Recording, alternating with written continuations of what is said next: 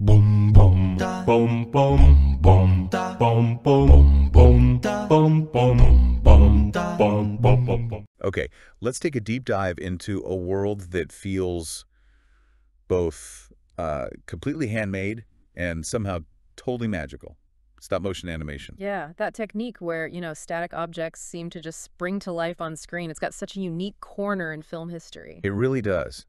And we're going to be digging into it today, guided by an academic study called Stop Motion Design Processes, sort of unpacking it just for you. Right. Our mission, really, is to get a handle on what this technique actually is, where it came from its roots. A pretty surprising look at the different ways it's done and understand its impact on cinema. And the study starts right at the core, defining animation itself. It's all about creating the illusion of movement. That's the key word. Illusion, right? It's not things moving for real, but taking static stuff, could be drawings, objects, puppets, and manipulating them, presenting them frame by frame so your brain, perceives motion. So it's not the object moving, it's how we capture it, basically. Exactly. And the study makes a really good point here. Like, moving a puppet around on a stage, that's performance, not animation. But filming that same puppet, moving it tiny bits between each frame, that's animation, because you're building the illusion shot by shot, specifically for the camera. Got it. So how does our brain actually do that? How does it see smooth movement from all these still pictures? Well, it boils down to something called persistence of vision. Basically, your eye and your brain, they hold on to an image for just a fraction of a second. Okay. So when the next image shows up really quickly, before the first one has totally faded from your perception, your brain sort of blends them together. It connects the dots. Yeah, exactly. If the changes are small enough and the images come fast enough, you see fluid movement. It's key to all film, really, but especially obvious with stop motion. That idea, though, creating movement from still images, that feels older than film itself somehow. Does the study trace it back? Oh, way back. It's actually pretty amazing. The study points to things like ancient Egyptian wall paintings, where they tried to show steps in an action. No. Yeah, or ancient Greek vases depicting movement phases. Even, apparently, Roman soldiers had shields they could rotate to show different simple poses, like a basic animation. The urge to capture motion seems really old. Wow. Okay, much older than I'd have guessed. Then you jump forward, you get to the 19th century, and you have those cool optical toys, the zoetrope, the phenakistoscope. Right, the spinning things. Exactly. Devices that explicitly played with, showing sequential images to create that little animated loop. And Edward Muybridge, his photos of the running horse, that fits right into, right? Capturing those distinct moments. Absolutely. It's all the same basic principle, isn't it? Making motion out of still snapshots shown in sequence. Yeah. But here's something the study really highlights, which I found fascinating. The first public animation screening using Charles-Émile Reynaud's Théâtre Optique in Paris. That was 1892, which was actually before cinema really became widespread. Really? Before the Lumieres?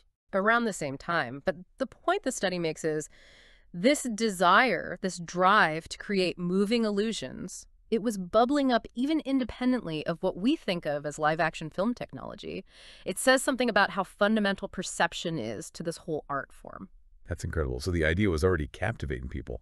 How did it then jump into actual filmmaking, into cinema? Well, with early cinema, you had pioneers experimenting. George Méliès, famous for his fantasy films, apparently stumbled onto the basic stop trick by accident. Oh, like making things vanish. Yeah, exactly. Yeah. Using it for special effects. Yeah. Stopping the camera, changing something, starting again. But that's more like a magic trick. Who first really used it, intentionally? To animate things, make them seem alive? Well, one of the key figures the study points to is J. Stuart Blackton. His film from 1906, Humorous Phases of Funny Faces. Okay, what did he do? He used chalk drawings on a blackboard, and he'd film a frame, erase a bit, draw a slightly different expression, film another frame, painstakingly animating the faces, changing them bit by bit. That's considered real conscious animation. Right, so the basic process boiled down is just that. Move something a tiny bit, take a picture, move it again, take another picture, repeat thousands of times. Exactly. Move, shoot, move, shoot. The sheer patience involved is just immense. It's part of what defines it. Okay, now here's something the study mentioned that seemed a bit weird to me. It said, stop motion sometimes needs more frames per second than live action to look smooth. Why is that? Yeah, it sounds counterintuitive, right? But it's because stop motion usually lacks natural motion blur. Motion blur. Okay. In live action, when something moves quickly while the camera shutter is open, even for that split second, it blurs slightly on the film or sensor. Right, you see that streakiness sometimes. Exactly. And your brain actually uses that blur as a cue. It helps smooth out the perception of movement between frames. But in standard stop motion, the object is perfectly still for every single photo. Perfectly sharp, no blur. So each frame is crystal clear. Precisely. So to trick your brain into seeing smooth motion without that blur cue, you often need to give it more information. More sharp frames closer together in time to fill in the gaps. It's compensating for the lack of that natural blur. That makes total sense now. You need more data points because each one is so sharp. Okay, so let's talk about the different types of stop motion. The study goes into the variety, right? It does. Probably the best known type is clay animation, or, claymation. Like Wallace and Gromit. Exactly. Aardman Studios are masters of it. Though the study notes there were super early examples too, like a film from 1908 called The Sculptor's Nightmare. But yeah, Wallace and Gromit is what most people think of. Instantly recognizable. And sometimes the study mentions they might use a variation called go motion. Have you heard of that? I don't think so. What's that? It's where they actually move the model slightly while the camera shutter is open for the exposure. Oh, to deliberately add blur. Exactly. To try and mimic that live action feel, get smoother motion, especially for faster movements, it's a way to build the blur back in artificially. Clever. Okay, what other big types are there? Well, there's puppet animation, using puppets that are usually built over an armature, like a wire skeleton inside. So they can hold poses. Right. It lets the animators pose them very precisely, frame after frame, requires amazing craftsmanship, sculpting, costume making, rigging. Is Wallace and Gromit puppet animation then, technically? Yeah, the study points out they kind of are, because they're clay figures built over those internal armatures, so they fit into both categories, really. Interesting. What about using paper?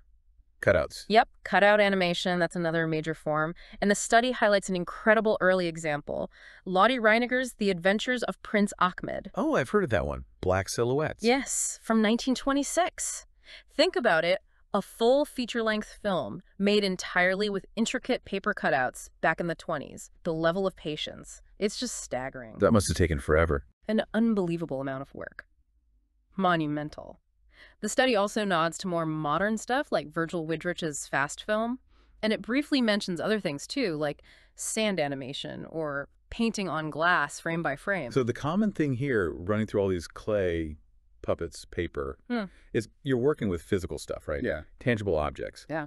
And it's incredibly labor intensive. Absolutely. That hands-on interaction with real materials, that intense craft, that's what gives stop motion its totally unique look and feel. It's aesthetic. Yeah, it doesn't look like anything else. There's this slightly imperfect, maybe, handmade quality. You can almost feel the textures. It's tactile in a way digital animation just isn't. And that unique tactile quality, it gives it such a strong presence in movies.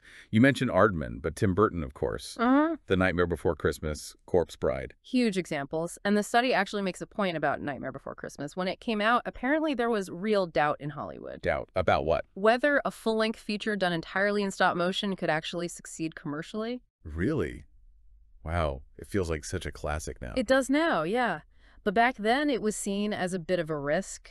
So its huge success was actually a pretty big deal, a turning point. How so? It didn't just prove stop motion could work for features, but the study suggests it kind of opened the door, made studios maybe more willing to back other kinds of non-traditional animation too. Okay, that makes sense. Now, what the study talks about next is really interesting, why stop motion is so good at creating these really distinct, often fantasy worlds. It says something about how using physical objects sort of blurs the line between reality and fiction for us, the viewers.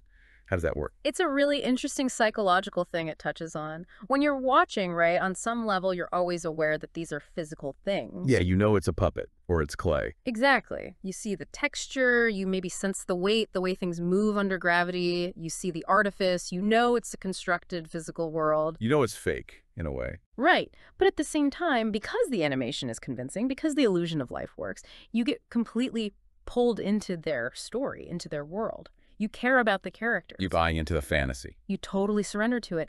And the study suggests that this tension between knowing these are real, tangible objects being manipulated and yet fully believing in their animated life, that creates a unique kind of engagement.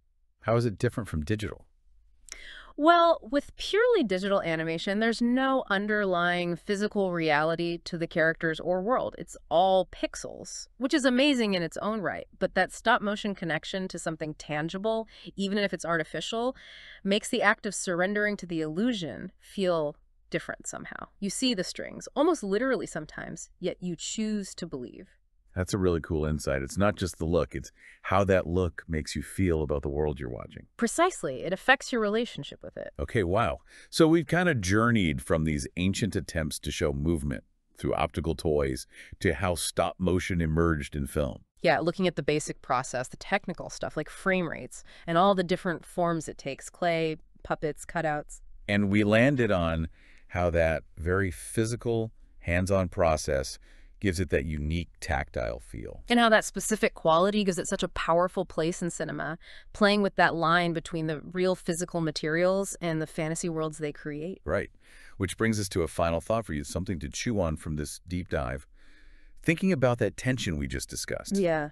How does knowing that the characters, the world, everything you see in a stop-motion film is physically real, made of clay, fabric, wire, manipulated by actual human hands, how does that knowledge affect the way you perceive that fantasy world, your connection to it? It's a good question. How does that tangible reality, knowing the craft involved, shape your experience compared to, say, a world built entirely in a computer? Maybe the next time you watch something like Wallace and Gromit or Kubo and the Two Strings, you'll think about the impact of that physical touch lurking just beneath the magic.